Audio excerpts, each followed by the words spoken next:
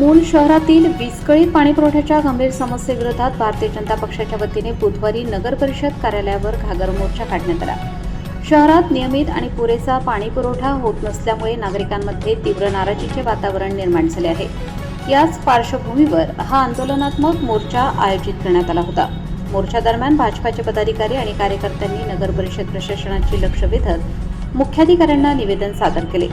या निवेदनात शहरातील नागरिकांना पिण्याचे पाणी, घरगुती वापराचे पाणी तसेच दैनंदिन गरजांसाठी आवश्यक पाणी मिळण्यात मोठ्या अडचणी येत असल्याचे स्पष्ट करण्यात आले आहे। विशेषतः महिला आणि ज्येष्ठ नागरिकांना पाण्यासाठी भटकंती करावी लागत असून अनेक प्रभागांमध्ये परिस्थिती अत्यंत गंभीर बनल्याचा आरोप करण्यात आला आहे। भाजपाच्या वतीने प्रशासनाकडे तात्काळ पाणीपुरवठा सुरळीत करण्याची मागणी करण्यात आली आहे। शहरातील सर्व प्रभागांमध्ये नियोजनबद्ध वेळापत्रकानुसार नियमित पाणीपुरवठा व्हावा तसेच पाणीपुरवठा विस्कळीत होण्यामागील कारणे नागरिकांसमोर स्पष्ट करण्यात यावीत अशीही मागणी करण्यात आली आहे। याशिवाय ज्या भागांमध्ये पाणी टंचाई तीव्र आहे त्या ठिकाणी तात्पुरत्या स्वरूपात टँकरद्वारे पाणीपुरवठा सुरू करण्याची मागणीही करण्यात आली आहे।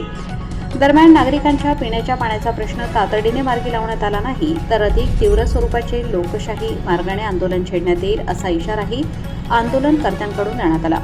या घागर मोर्चात भारतीय जनता पक्षाचे पदाधिकारी, कार्यकर्ते तसेच मोठ्या संख्येने नागरिक सहभागी झाले होते। पाणी टंचाईच्या प्रश्नावर लवकर तोडगा काढावा अशी जोरदार मागणी यावेळी करण्यात आली। सह्याद्रीचा राखणदारसाठी रोहित कांबळे, मूल।